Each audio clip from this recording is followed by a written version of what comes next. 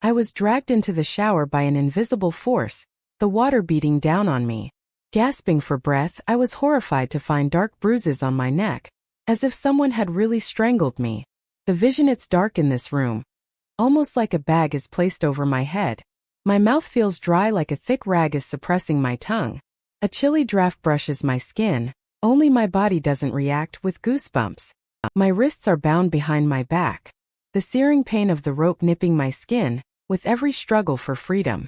It smells musky like a basement, but there's a strong smell of peppermint in the air. My body is cold against the concrete floor. The only thing covering my body is a white tank top, with my Victoria's Secret gray cheeky panties. I don't know how long I've been down here because there's no windows. I couldn't tell you if it was day or night, just darkness surrounding me. The only light given was a broken white lamp with a red light bulb. Why is it so hard to see? When I hear the lock of an old door click, the creak alarming me that the door is opening. Heavy footsteps thunder against the concrete walls. When his arms wrap around my chest, squeezing my rib cage, suppressing my airflow. My feet float in the air, kicking as I try to squirm. This only infuriates him more as he tightens his hold. I'm afraid, panicked, even if he squeezes any tighter I might pass out. I mentally try to calm, leaving my body limp in his arms as dead weight. Becoming heavier, my feet are placed firmly on the cold hard pad. When he tugs at my mouth, releasing my aching mouth muscles. I thought I told you I liked it when you screamed. His face is covered by a plain white face mask. The only details I can see are green eyes peeking through.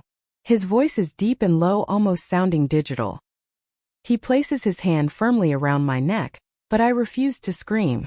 I gasp for air, gripping his wrist in hope of overpowering him, but to no avail.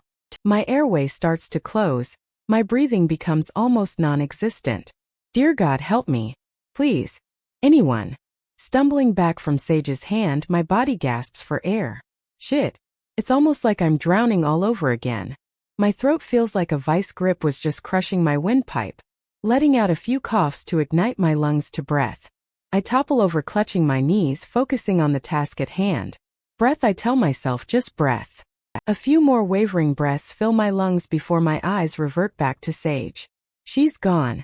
Damn, why can't she ever just stay in one place long enough for me to understand her?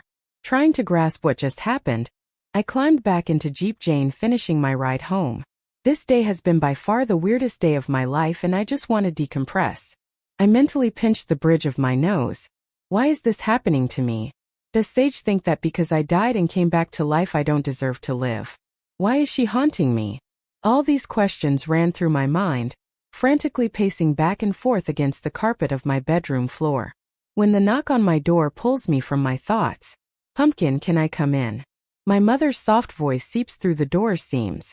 Sure, Mom, I said while opening the door, stepping to the side for my mother to enter my very cluttered room. Oh, Rose, this room is disgusting, she says, distastefully scanning my room. This is my domain, Mom. Remember our deal? I scoffed, irritated. Or had she already forgotten? Yes, Rose, I remember. But still, this is my house. I don't want rats. Rats. Gross, it's not like I have food up here. Mom, it's just a messy room. I don't have food or anything else that attracts them. Still annoyed at the fact she is trying to void our deal. I keep the house clean of all my things and you leave my room alone. Mom. Fine, she says, throwing her hands in the air as if waving the white flag. Grabbing my hand to usher me to sit on the edge of my bed with her, cradling my hands in hers. But what I really came up to tell you is, you can tell me anything, honey. I will always be here and I won't judge you. So if you need to get anything off your chest, please call me first. Her eyes filled with love as she stared into mine. Water filled her eyes, but she has yet to shed a tear. I love you, Rose, and what happened to you almost killed me. If I were to ever lose you, I don't know what I would do. The tears suddenly start falling like a river. My eyes swell at the love and affection my mother has for me. Her only daughter. Someday I want her to be proud and know that she has raised a strong woman. Because of her, I am the little independent firecracker I am today. I love you too, Mom, I choked out, embracing her with a huge hug, her hand cupping the back of my head, lightly kissing my cheek. When my stomach growls, we chuckle, lightly brighten the mood. Well, on that note, dinner's ready. My mom winking. Dinner was great.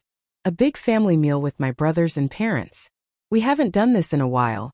Maybe with me dying, everyone decided it was time for us to spend more time together.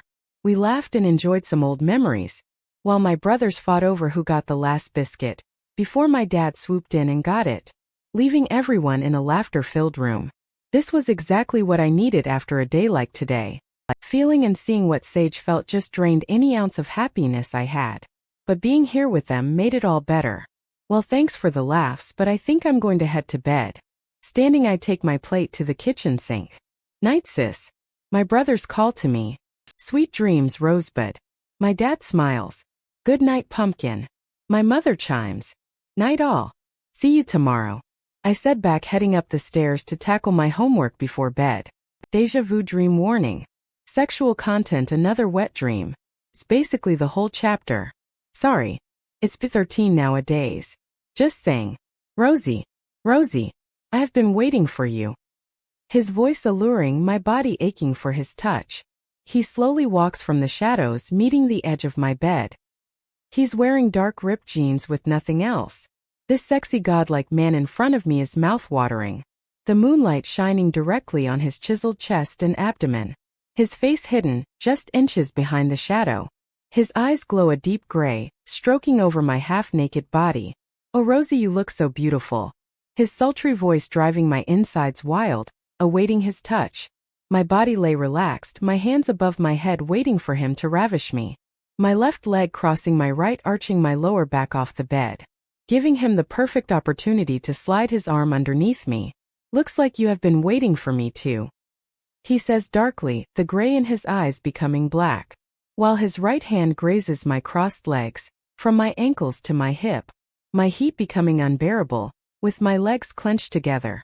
When his right hand swiftly curls under my back, tugging me closer to him. Spread your legs. He demands, his commanding voice watering my flower even more. Complying to his request, my legs widen, the chilled air hitting my damp panties. I can see his deep inhale as his muscular chest rises. Satan. You smell amazing. So sweet and innocent, intoxicating, my Rosie. Taking his place between my legs, his hard sex inches above my throbbing flower. His right arm still wrapped under my lower back. He slams me into his sex hard. Sending vibrations through my core. He takes both his hands clutching my waist. He thrusts into me, rubbing, circling, caressing every inch of him onto every inch of me. The build deep in my belly is a familiar one. His fingers digging deeper into my soft flesh, with every thrust. Do you feel that? Our bond. His voice heavy and breathless with every thrust. All I can manage to do is nod my head softly yes. The only sounds leaving my mouth are moans of pleasure.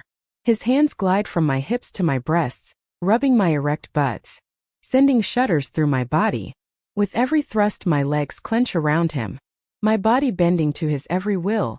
His control consumes me with every thrust. I can't take his pleasure-filled thrusts anymore. My body on the verge of the best orgasm I've ever had. My breath became ragged as my moans become louder. Come for me, Rosie. Now. He demands, pinching my right butt painfully. He released his pinch, giving my body just what it needs to send me spiraling. I need you. I whimper for more than just his dry hump. He leaves soft kisses on my forehead. Soon. Very soon. His devilish smile reveals his canine teeth. The lust I once felt collides with the fear I now feel from the man who stands above me. This happy dream rapidly turned into a nightmare. My eyes widen, my body shakes involuntarily. The fear sending me frantically scotching. My back hitting against the headboard. Get away from me. I shout, frantically kicking my legs. Not another word escapes my mouth, the fear rendering me speechless. My breathing hitches, feeling like an elephant is crushing my lungs. The man stands, taking a step forward. Rosie, don't be scared. Not of me. He says, commanding yet sensitive, almost nurturing. When he reaches his hand out to cup my chin, my head turns away as I clench my eyes tight. Fear evident to the man standing before me. I can't breathe, I think I'm having another panic attack. My heart rate increasing, I can feel my chest throbbing with pain. Heaving. Rosie, wake up. He shouts. Do it, Rosie. My eyes spring open, my breathing non-existent. Gasping for air, I can't catch my breath. What is happening? It was just a nightmare, calm down. I tell myself. The moment my heart starts to slow, I can finally catch my breath. My head is throbbing with a headache, my core soaked and my body shivering. Why do I keep having this same dream? Why did my mind do this to me? How could I twist my lust-filled dream into a nightmare? What's wrong with me?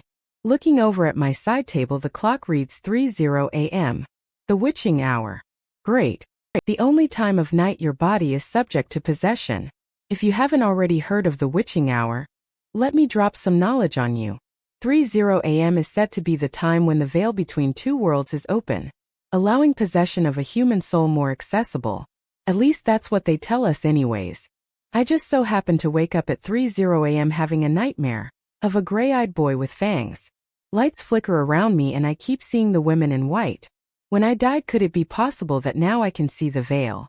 I shake the thought from my head. That's crazy talking, and I'm sure it can all be explained some other way.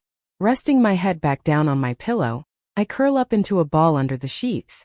I say a quick prayer hoping God will allow my dream to stay pure. God, hey, it's me again. I know it's been a while since we have talked, but I would really appreciate it if you would clear my mind.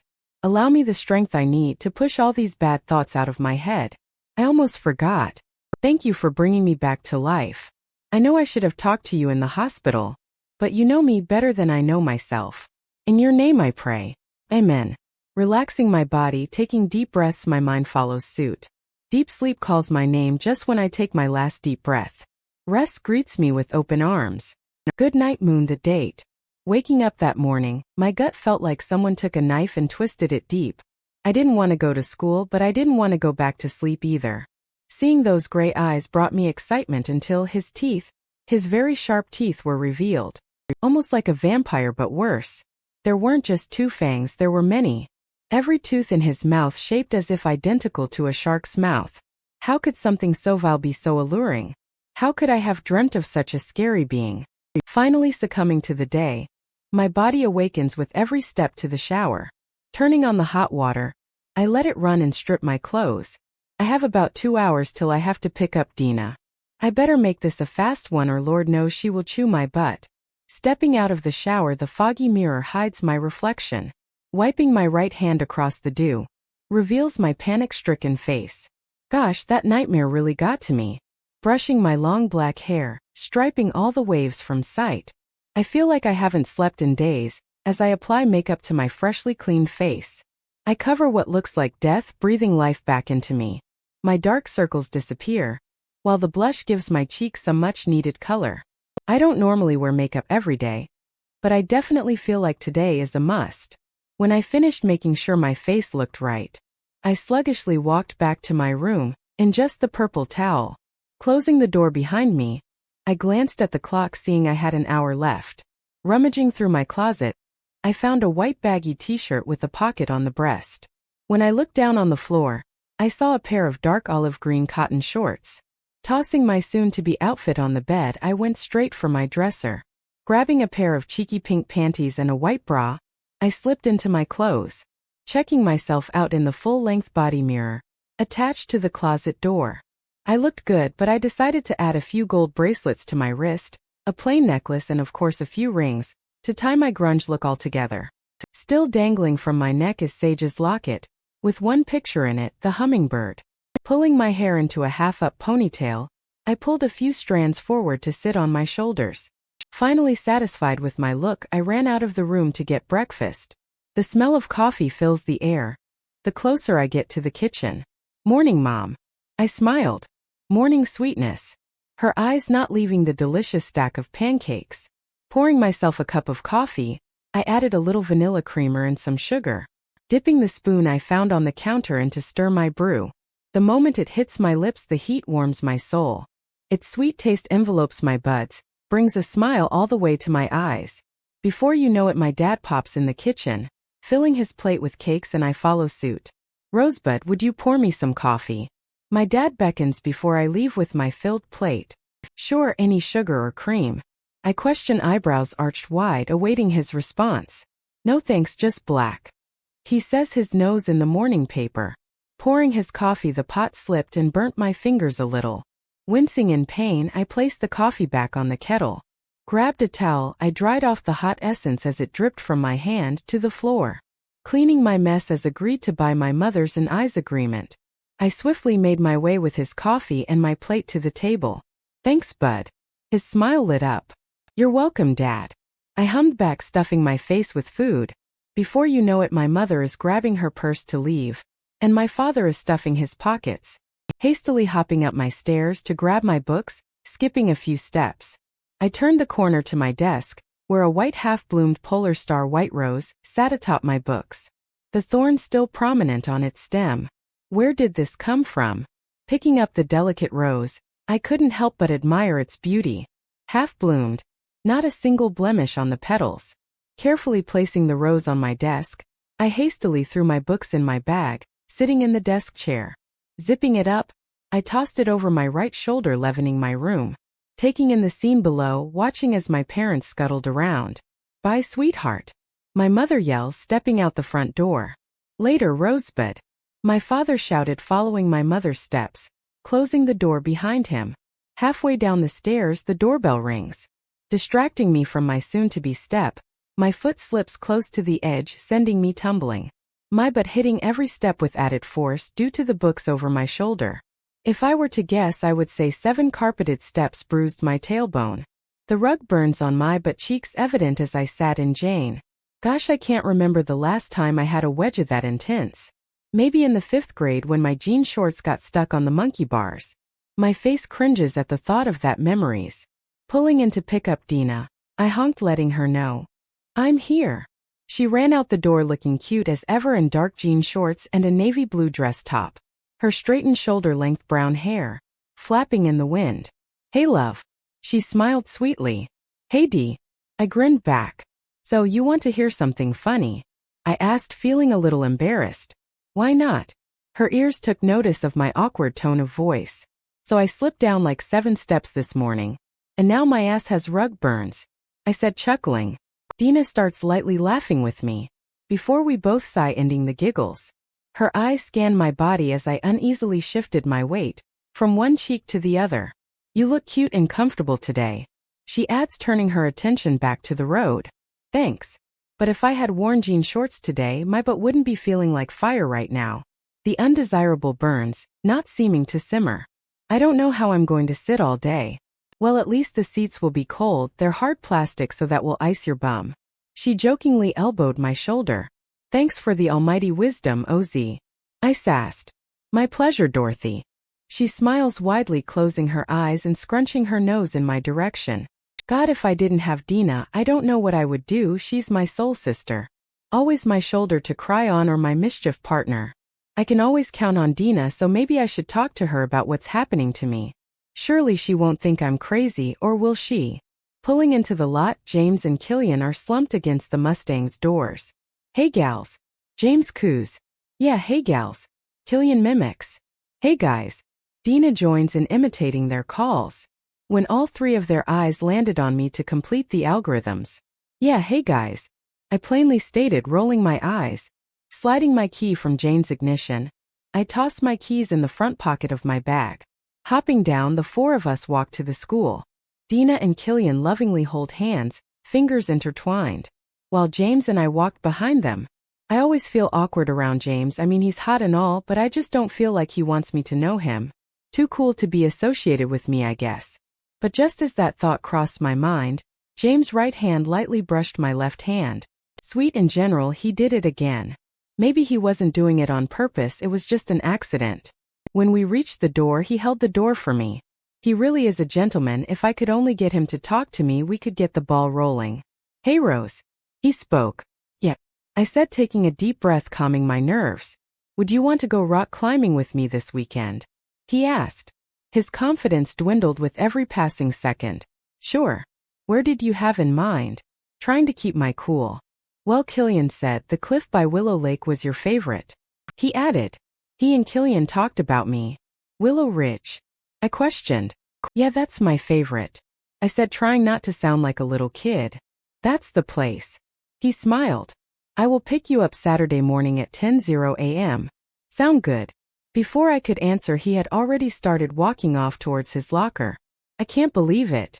I have a date with James, plain boring James who hardly says a word to me. This is going to be fun. Just what I needed to clear my mind after that awful nightmare. Saturday can't get here fast enough.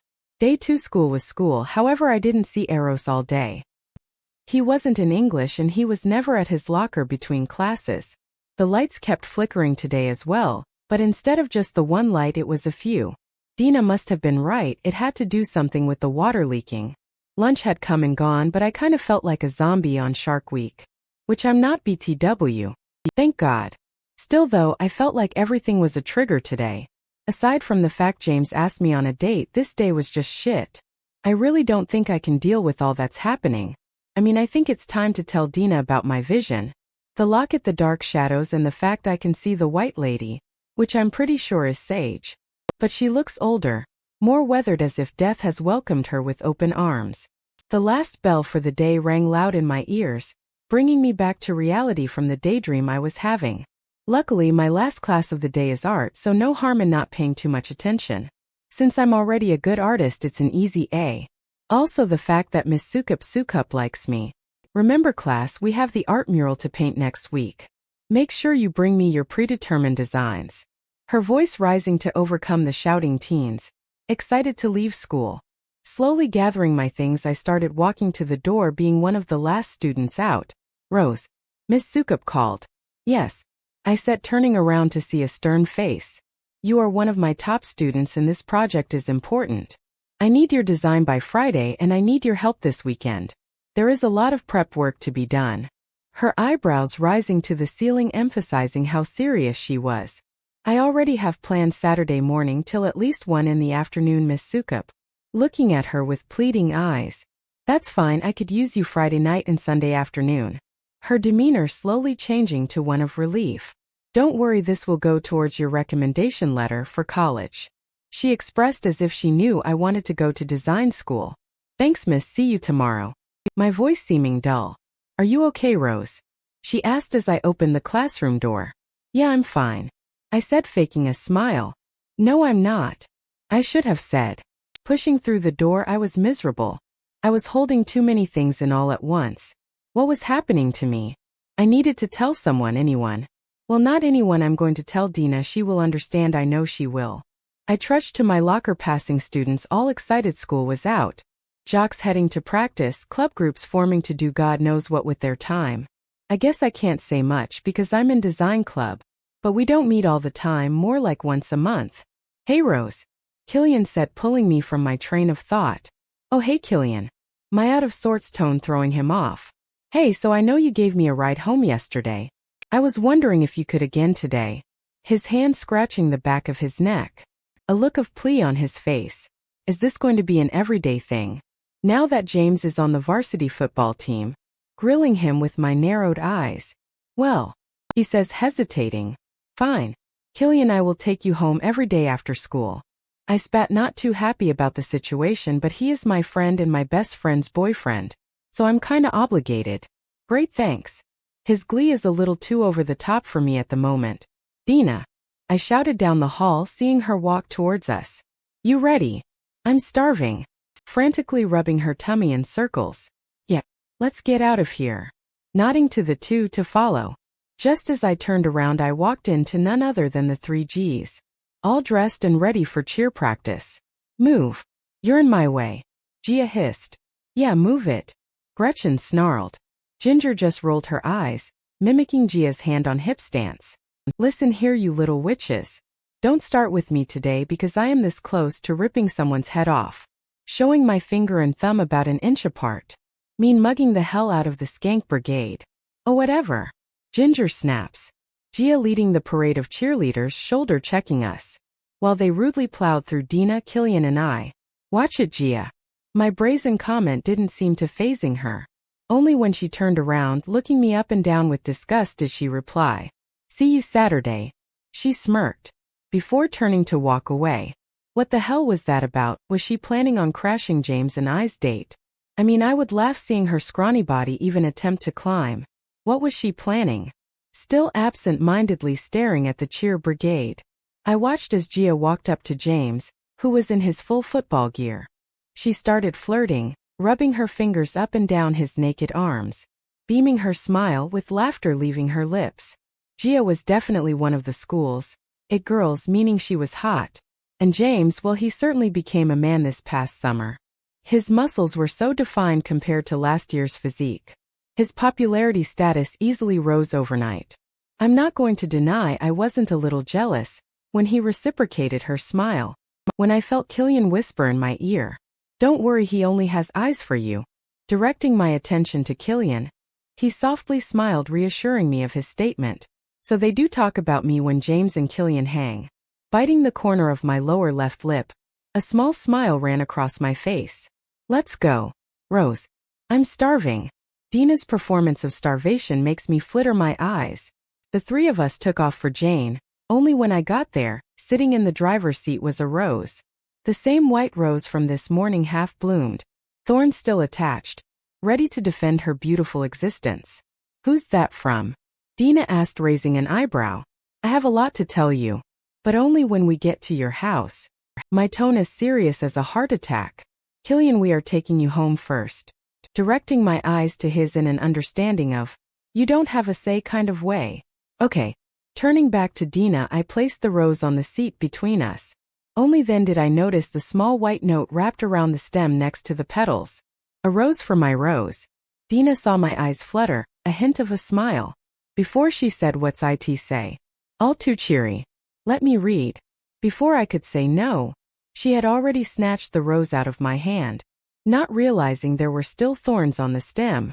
Ouch, she said just before pinching her finger. Who gives a rose with thorns still on it? Bewilderment plastered on her face. Killian decided to chime in. So what does it say? His curiosity gets the best of him as he leans forward from the back seat. A rose for my Rose. That's it. No name. I said, trying to make it seem like it's just a flower without a meaning. Sounds to me like you have a secret admirer. Dina says, smirking. Don't get any funny ideas, Dina. It's just a rose. I said currently. Turning Jane on, I switched my radio on, blaring Something Bad by Miranda Lambert. Fitting, since I have this gut feeling something bad is about to happen. Before you know it, Dina's cranking the volume and Killian's house is a block away. Just before pulling into his drive, Dina turns to give him a kiss goodbye and off he goes, waving his barely muscular arm goodbye. Pulling out, I needed to ask Dina a question. Hey, so I have a lot to tell you. Do you want to talk in the car or in your room? Looking to her curiously for an answer. My room's fine. Nodding and shrugging her shoulders. Cool. Steering into the drive, I parked Jane, leaving the keys in the ignition. Dina and I scooted out, heading to the door. Her parents argued loud enough to heard through the thick storm door. Mom, I'm home. Dina yells. Rose is with me. Heading straight to the fridge, Dina snatches up a container of hummus and a box of crackers on top of the fridge. The yelling between her parents only stopped for a second, when her mother replied, okay. The pair of us head upstairs to her room. Dina is already smashing on the food she grabbed. Want some? She says with a full mouth. No thanks. Stepping into her room, I turned, closing the door tight, locking it. Dina plops on her bed, while I take a seat in her mushroom chair, pulling my knees to my chest in a hug. So what's up? She says, shoving another cracker in her mouth. You're going to think I'm crazy, but I think I'm seeing dead people. Spitting the words from my mouth as if vomit. Dina flings forward, choking on her food, starting at me, not uttering a word, letting it all out. Choking on her food, Dina just sat there staring at me, staring like a deer in headlights. I wasn't sure if she was shocked and believed me or if she was shocked and thought I was crazy. Her face void of any other tells. God, I really hope she doesn't think I'm lying or trying to get attention. I really need her to believe me, because if she doesn't, I'm hopeless. You're fucking kidding me, right? She finally spat, still baffled by my recollection. I'm not. My voice is as serious as my expression. Since the day I died out at Willow Lake, I have been seeing things that others can't. When I was in the hospital, I saw dark shadows and one lingered in my room. When my parents took me back to the lake, I'm pretty sure I saw Sage standing upon the water. I also have a feeling those lights flickering around me are not just coincidence, and I found Sage's locket hidden in my locker. The one she never took off. Revealing to her, the locket placed securely around my neck. She sat here taking in every bit of information I could give. Not judging but just listening. I must have piqued her interest because that's when she started asking questions. So in the Jeep our first day back you swerved to Miss Sage. Her inquiring eyes steadily hold my gaze. The wrinkles in her forehead become more prominent than before. Yes, I saw what I think to be Sage, and I also ran into her again yesterday. My eyes softly when I felt her pain in my vision course throughout my body, once again. You had a vision? Rapidly firing her shock. Yes, after I found her locket, she came to me placing her hand upon my chest, over the locket, giving me a vision of what I believe was one of her last days. All of my information intrigues her, as she starts to shift on the bed, moving closer to the edge next to me. What was it about? Did you see her die? Her voice was soft and sorrow-filled. A look of concern arose within her, as her demeanor shifted. I felt her pain as the rope biting her skin. I smelt the mold of the basement she was kept in. But I also felt the fear she felt when he came after her. Not wanting to go too in-depth of what Sage went through. I didn't want to burden Dina with all my pain, all of Sage's pain. Rose, how could you hold all of this in for so long? Why didn't you tell me sooner? Her gaze scrutinized me, the wonder evident in her eyes. I didn't know what was happening. I thought it would go away. But it hasn't and I don't know what to do. I couldn't look at her any longer. I felt tears lining my eyes at the shame I felt. I should have told someone sooner. I could hear Dina's feet pitter-patter in my direction, her arms taking in my shamed figure. Before I realized I was crying, large sobs escaped with each breath, gasping for air. Her hand smoothing my hair, bringing me into a deeper embrace. When I was finally able to stop my crying, only then did I feel at peace. Dina, I don't know what I would do without you. My heart warmed from the affection she was giving me. You would die. She chuckled. Because I'm your soul sister. You know your other half. Her eyebrows rise and lower hastily, with a loving smirk on her face. Shrugging her from my body as if jokingly disgusted by her. We giggled a little louder, when her door swung open. Sounds like you two are having fun. Dina's little brother, Eli interrupted. His cheeky grin directed at me. Dina looked around before picking up something heavy to throw at her brother. Get out of my room. She snapped, tossing the object at his head. Of course he expertly dodges it. He's 13, his reflexes are that of a cat. Mom said dinner's ready. His resentful aggressive voice, directed at his sister's existence.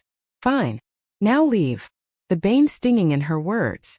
Before Eli gets another opportunity to mouth off, Dina slams her door in his face. Turning back to me with irritation, dressed in her posture. God, he's so annoying.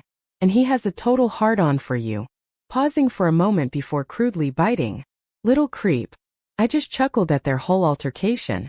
She acts like she hates him, but in reality if anything were to ever happen to him she would kill. Eli would do the same for her, no doubt. I get it, my older brothers and I had plenty of fights before they moved out. It's just what siblings do, we fight, we hate, but we unconditionally love. I wonder what your mom made. I asked, trying to lighten the mood. I don't know. Let's go, I'm starving. She turns to open her door, holding the knob. When she turns back around towards me, standing just behind her. Thank you for telling me. Biting my lip became I feel embarrassed. I just confessed my crazy abnormal life and she accepted me. Or did she? I just smiled sweetly, the pair of us heading down the stairs, to eat whatever smelled so delicious. After dinner I hugged Dina, taking my leave. Bye girl. Smiling, waving to Dina who stands in the front door frame. We'll talk more tomorrow. She yelled to me when I hopped in Jane and revved her engine. For once can I have a normal day and night. Driving off I started to pray to God. Hey God, it's me again. I just wanted to say thanks for giving me such a great friend. I also wanted to ask you to please protect me from my lustful dreams tonight. I have had an okay day and I would like an okay night. I thought to myself, speaking with the Lord. Anyway, thanks, amen. Finishing my conversation to my God, I pulled into my drive and headed straight up the stairs, waving to my parents sitting watching Wheel of Fortune. Love you guys, night. Night, baby. My mother said just before solving the puzzle. Night, bud. My father mimics solving the phrase only to get it wrong. When I stopped at the top of the stairs, I just looked down at them smiling. I was truly lucky to have such an amazing family. Slinging my bag from my shoulders, I tossed it next to my desk. Luckily, I finished all my assignments in study hall. I changed into some pajama shorts and a tank top. Then I turned on the TV in my room, skimming through. I picked a cheesy romance movie. Last thing I remember was a mind-blowing kiss, before my head hit the pillow and I was out. Shadow stalker Rosie. I'm not here to hurt you. Promise. His voice sounded so sweet, so genuine. Summoning me with his delectable whispers. I felt scared but safe all in that moment, his voice drawing me nearer. When I opened my eyes, my body lay flat on the bed. I sat up on my bed, searching around the shadowed room. The voice I was searching for wasn't there until it was. The smoky black figure appeared in the moonlight. His face still hidden in the dark, but his jawline was strong and sharp. His gray eyes shimmer and almost silver. I will fight for you, Rosie. My breathing hitched as his voice rang in my ears. Why was he going to fight for me?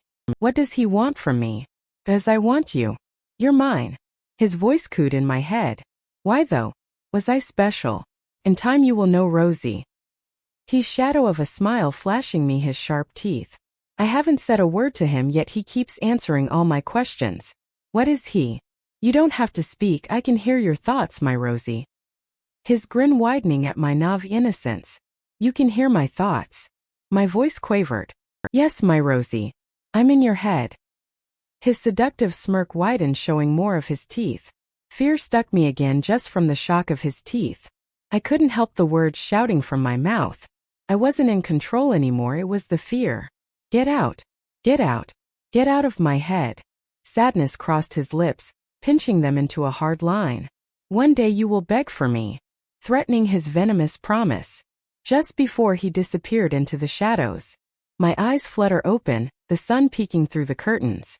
Taking a look at my phone, it read 5:27 am. Grunting at the fact I'm awake, I sluggishly slipped from my bed. The comforter slew from my body, leaving me chilled. My first step sent me stumbling as I lost my balance, falling not quite so gracefully to the foot of my desk.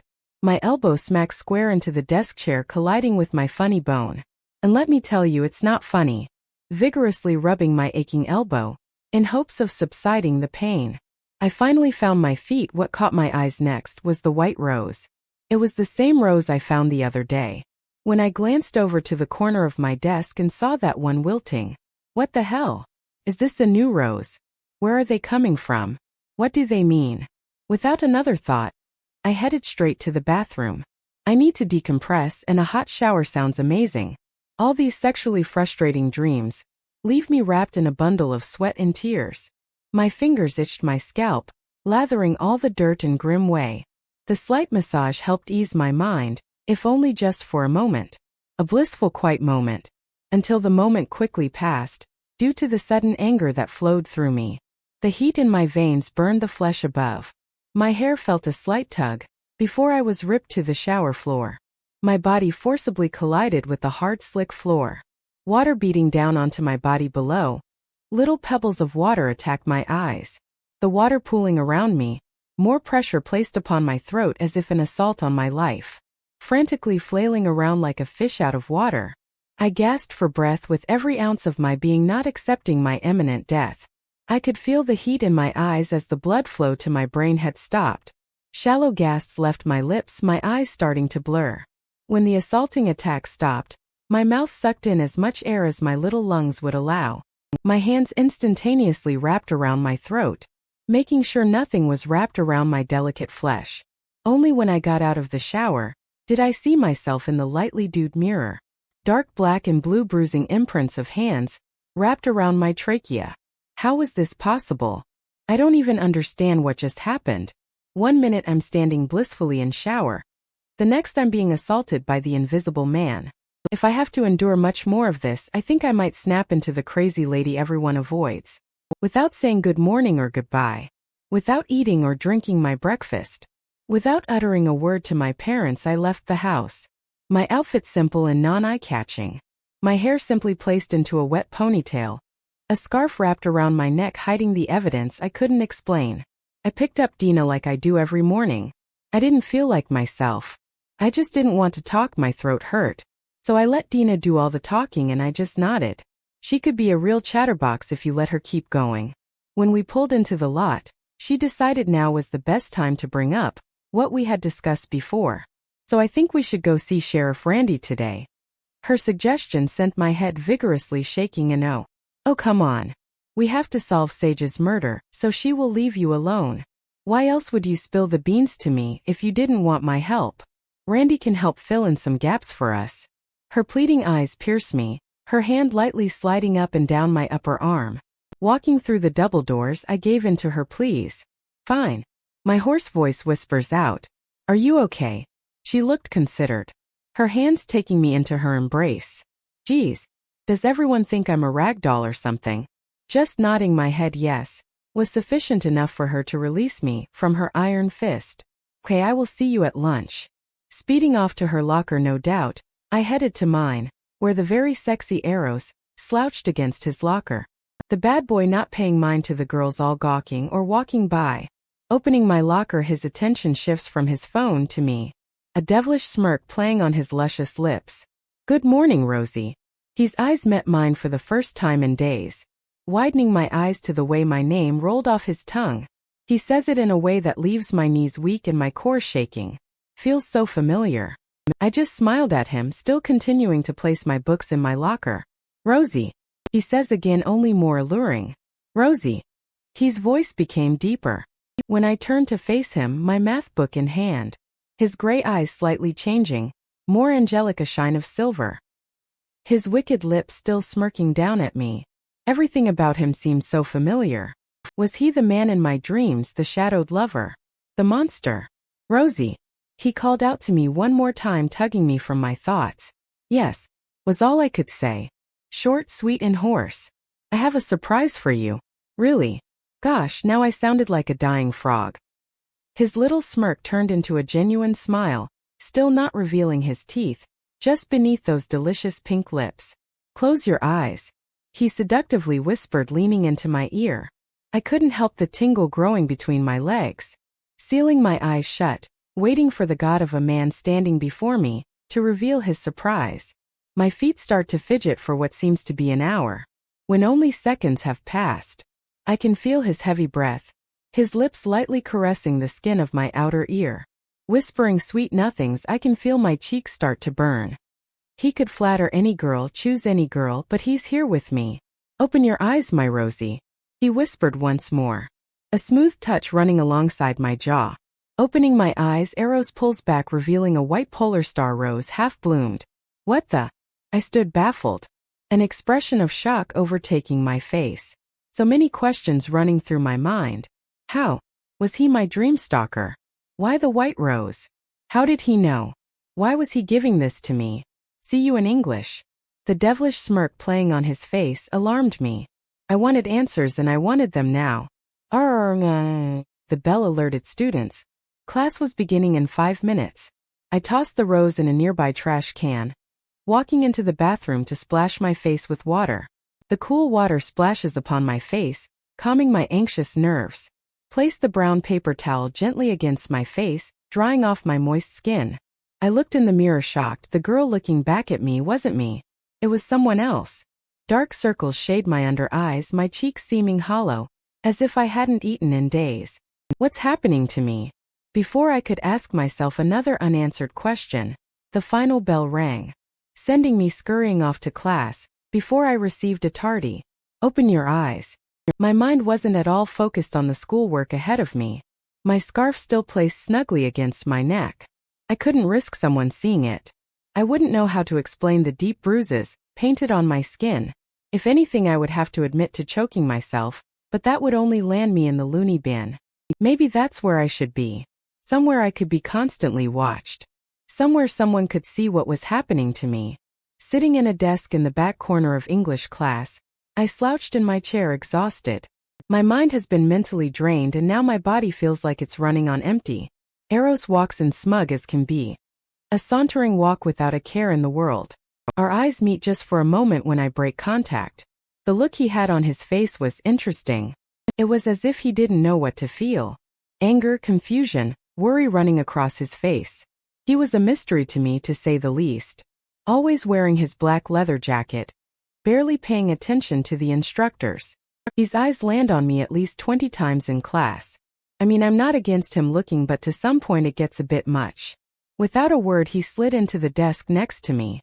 His left leg bounced uncontrollably. From what? Agitation? Nervousness? Fear?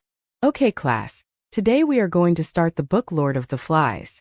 I will be pairing you up with a partner to read together. Contemplating who she was to pair us with, her eyes fluttered with her fingers taping her chin. Okay, this row, look to your right, she said, pointing to my row. And this row, look left, she said, pointing to Eros' row. Our eyes connected one more time. I could see the black in his eyes spread. His lips in a thin line, almost as if he was in a trance. Take a good look, because that's your partner for the semester. She beamed a smile filled with satisfaction to her decision. She did the same thing to the other 6 rows of students. As soon as everyone was paired, books started to be handed out. Starting to the far side of the room, Mrs. Means placed a book with every pair. Eros and I would be the last to receive ours. Only Mrs. Means handed the last book in her hand to the pair in front of us. I'm sorry, Rose Eros. I thought I grabbed enough. You will have to run to the library and check out one for the 2 of you. She sweetly smiled, a little red filling her cheeks. Was she blushing? At him. Sure thing, Mrs. Means. Eros cocked a smile showing his pearly whites, only giving her a darker pink complexion. Without a word, I started walking towards the door, Eros hot on my trail. He walked next to me, looking at me from the corners of his eyes, a blank expression on his face. What was he thinking? Almost to the library when a hand girly grips my upper arm, pulling me from the hall. Eros tosses me through a door. The bathroom. The boys' bathroom. Turning to look at the boy manhandling me. His figure steps through the door, anger laced in his face. His brows furrowed, his strides tramp towards me. With every hostile step he takes, I timidly took one back. The only thing stopping my last step was the stall wall, its cold exterior surface nipping at my skin. Eros furiously grips my scarf, ripping it from my neck. Who did that to you? Venom dripping from his words. Aya. My mouth babbles like a baby learning its first words. Spit it out, Rosie. He shouts, punching his fist next to my head, denting the metal stall. A wave of fear sends the words back down my throat. Unable to speak, his intense eyes narrow in on my small figure. Who did that to you? Eros hissed out each individual word, as if to slow things down for my brain to comprehend. I don't know. My eyes looking to the floor, ashamed in myself for feeling so weak. What is that? He says, pointing to the heart-shaped locket. A locket? I told him, my eyes still cast away, from the man intimidatingly to close for comfort. Whose? His voice softens when he hand slips under the necklace, his knuckles grazing my chest just above my breasts. Sages. My voice sounding drier than the Sahara Desert. I watched his hand clench around the locket, stripping it from my body. The back of the necklace tugging my head forward, before the clasp broke. The locket tossed to the tiled floor, leaving his hands, and if nothing happened. Are you trying to kill yourself? Keep that off your neck. He yelled at me as if I was a child. Kill myself? What are you talking about? My voice regaining some strength, my eyes staring widely at his accusation. I wasn't trying to kill myself. I'm trying to stay alive. You dumbass. You already have someone feeding off your soul. You wearing Sage's necklace allows her to feed off yours as well. He blankly stated as if it was normal for me to hear his explanation. What do you mean, feed off me? You're feeding off me. Still in shock of what this crazy boy is trying to tell me. Look at me. He stands about 5 feet away from my figure, still placed against the metal wall. I am. I sarcastically spat. What the hell is wrong with him? No, really, look at me. Close your eyes, take a deep breath and feel the world around you. Then open them and look at me. Tell me what you see. His harsh voice calming just enough to sound almost normal. Closing my eyes, I placed my palms against the cool metal, taking in a deep breath, exhaling all of my cares. I opened my eyes to what I never expected to see. Eros stood tall, his dark hair a little longer than normal. Protruding from his skull were 2 large ram-like horns. His ears stand to a point, almost elf-like but sharper. His eyes shining a bright silver, his hands presenting razor-sharp claws. He stood in front of me almost fully naked, only a small cloth covering his chiseled body. His feet looked grotesque with black like tar covering his mid-shin, as if walking in a deep pit you would lose your shoes in. Then his wings came flying out, hidden behind his back. Almost bat-like but with more demonic features. He truly was a monster, and he was helping me to see everything I wanted to hide from. The monster standing before me radiated power with a dark aura. I couldn't help the fear coursing through my veins. When I looked away, shunning him from my sight, my eyes landed on the locket, looking as if rusted and decrepit, darkness surrounding its existence.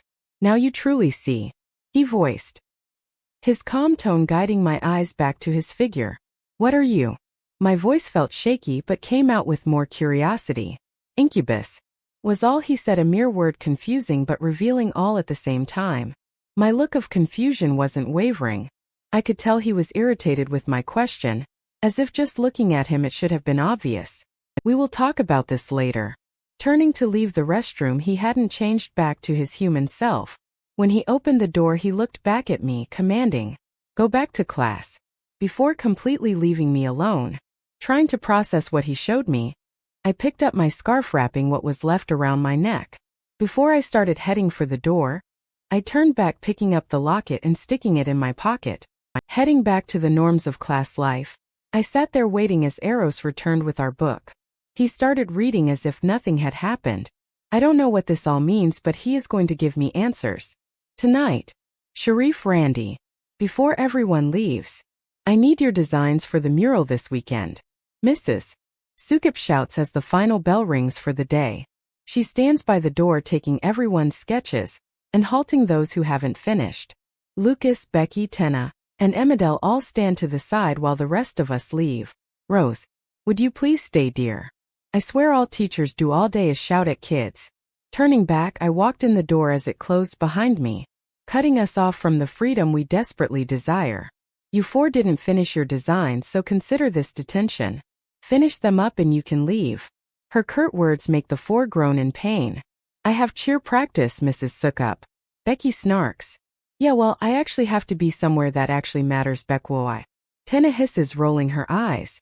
Lucas and Emmedel just watch as the two bit each other's heads off.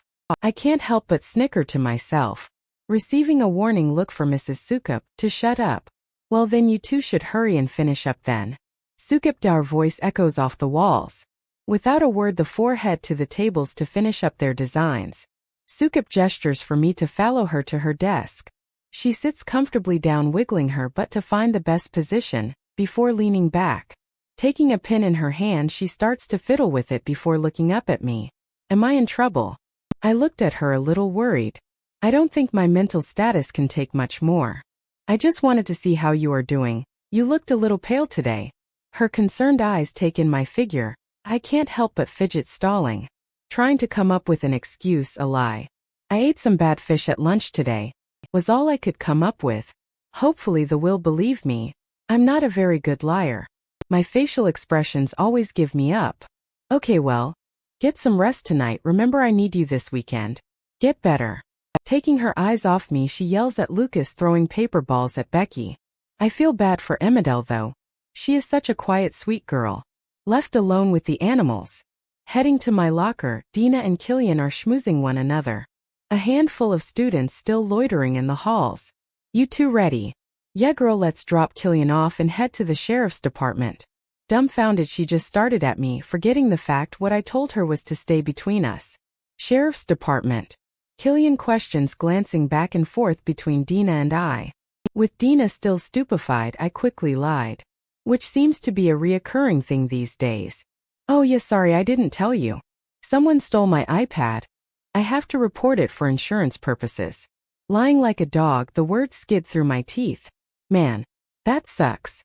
Distasteful and empathetic to my imaginary misplaced iPad.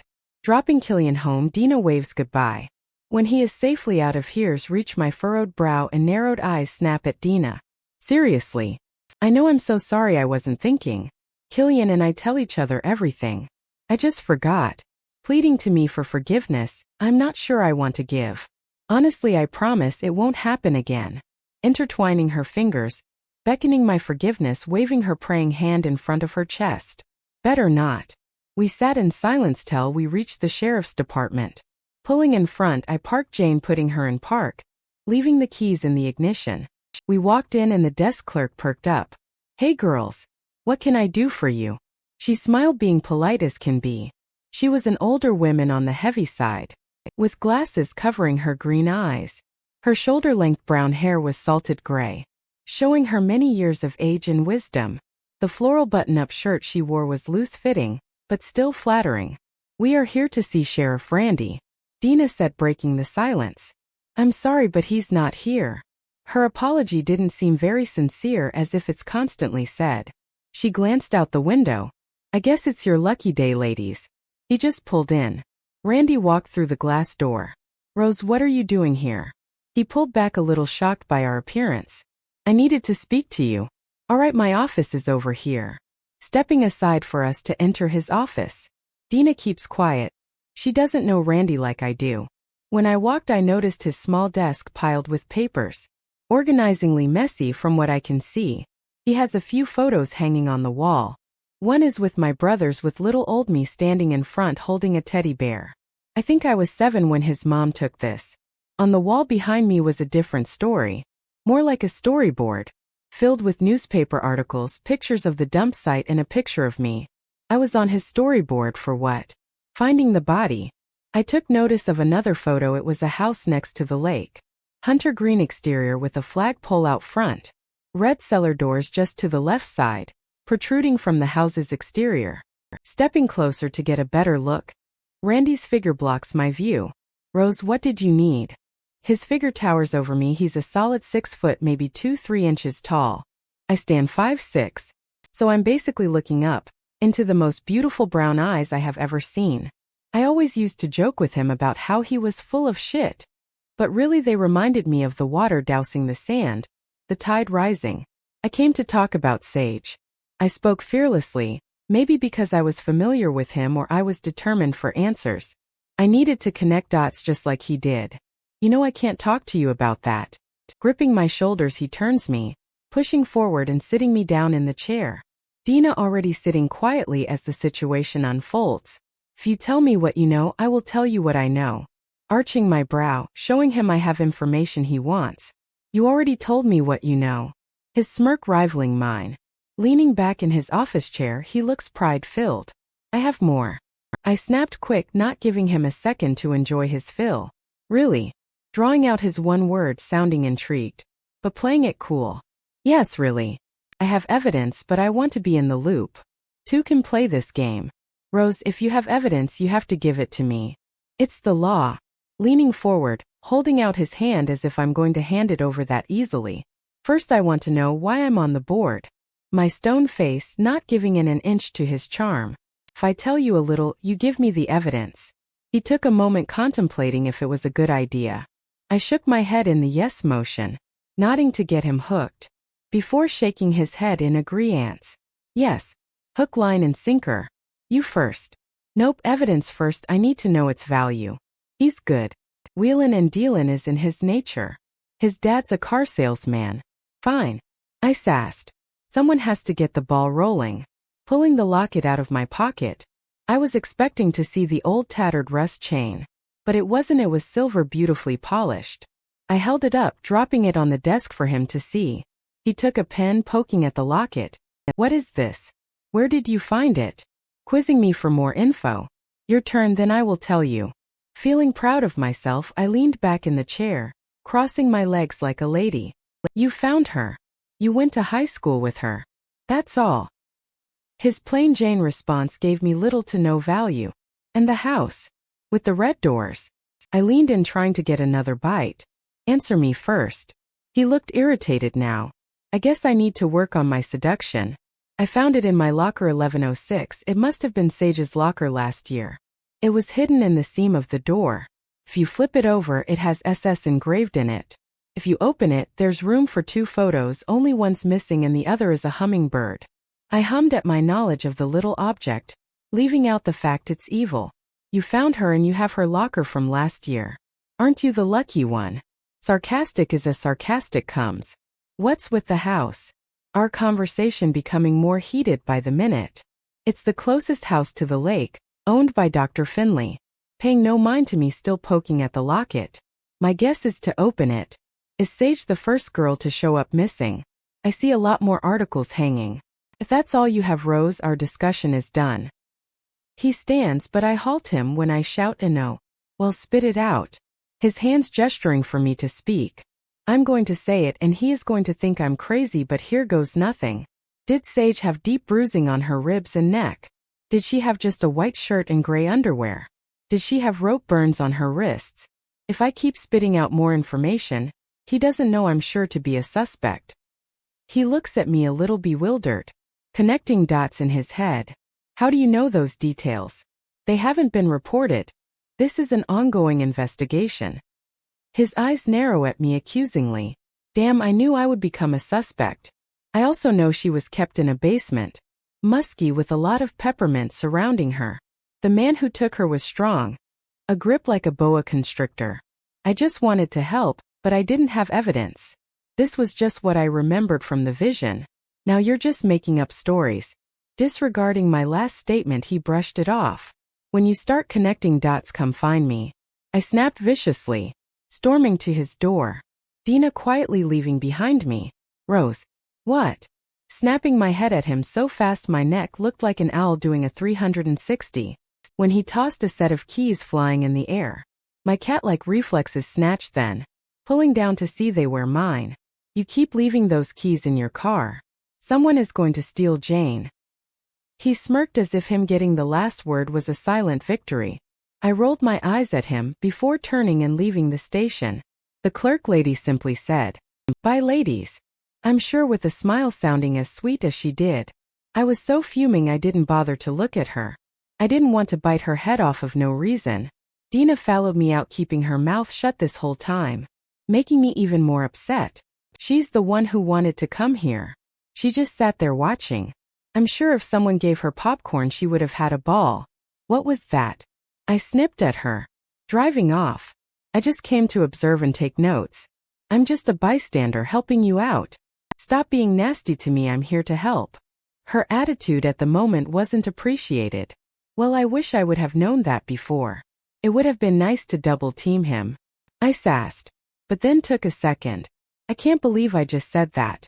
Dina looked at me with a smile growing by the second. Before we both busted into laughter. I would have double teamed him. Winking her devilish eyes at me. Oh my gosh. Dina, stop. Seeing my cheeks reddening in my rearview mirror. It wasn't easy to stay mad at this girl.